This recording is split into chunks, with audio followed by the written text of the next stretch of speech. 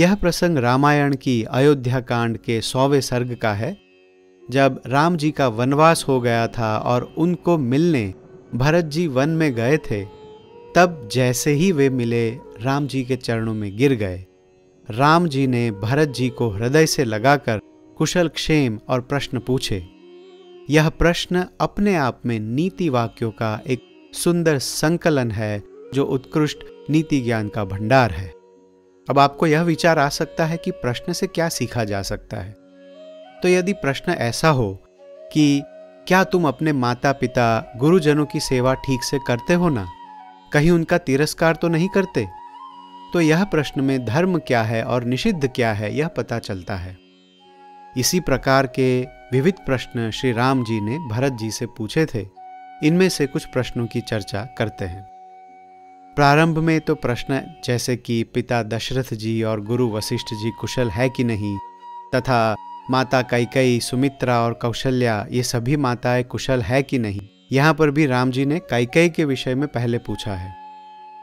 आगे पूछते हैं कि क्या तुम देवताओं, पितरों, भृत्यों अर्थात सेवकों, गुरुजनों और पिता के समान आदरणीय लोगों का सम्मान करते हो ना?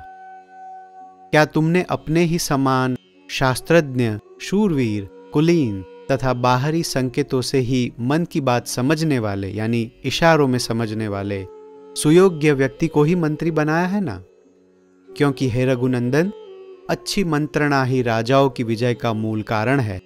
वह भी तभी सफल होती है जब नीति शास्त्र निपुण अमात्य अर्थात मंत्री उसे सर्वथा गुप्त रखे। हे भरत, तुम असमय ही निद्रा के वशीभूत तो नहीं होते, समय पर जाग जाते हो ना, और रात के पिछले पहर भी अर्थ सिद्धि के उपाय पर विचार करते हो ना? किसी गूढ़ विषय पर तुम अकेले ही विचार तो नहीं करते, अर्थात किसी की सलाह भी लेते हो कि नहीं? अथवा बहुत लोगों के साथ बैठकर मंत्रणा तो नहीं करते? कहीं ऐसा तो नहीं कि तुम्हारी गुप्त मंत्रणा बहुत लोगों के साथ मंत्रणा करने से फूटकर शत्रु राज्यों तक फैल जाती हो?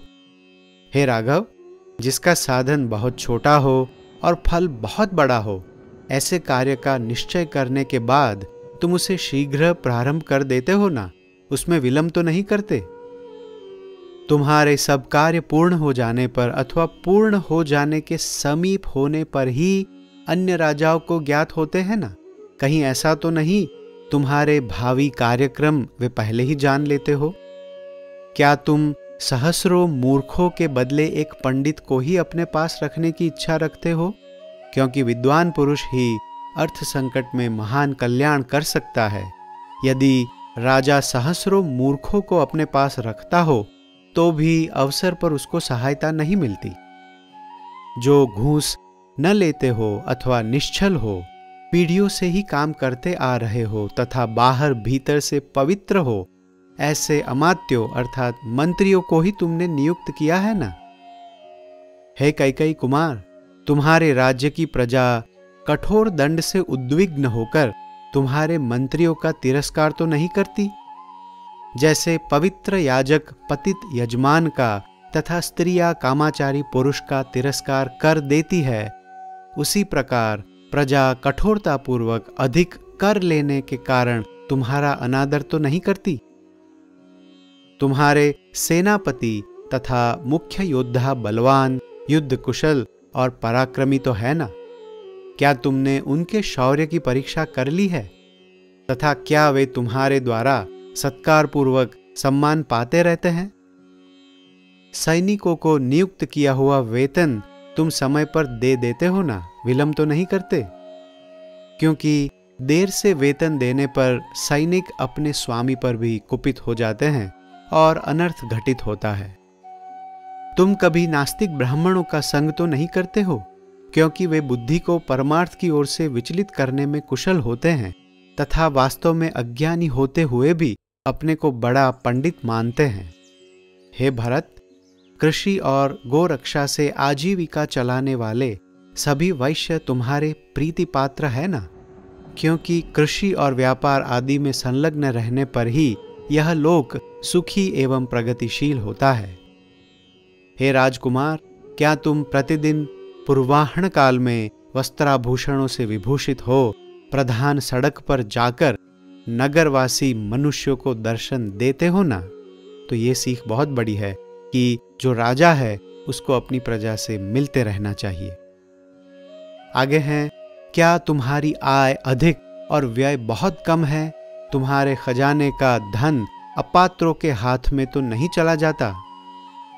हे नरश्रेष्ठ, जो चोरी में पकड़ा गया हो और जिसके चोर होने का प्रमाण सर्व प्रकार से मिल गया हो, ऐसे चोर को तुम्हारे राज्य में धन के लालच से छोड़ तो नहीं दिया जाता?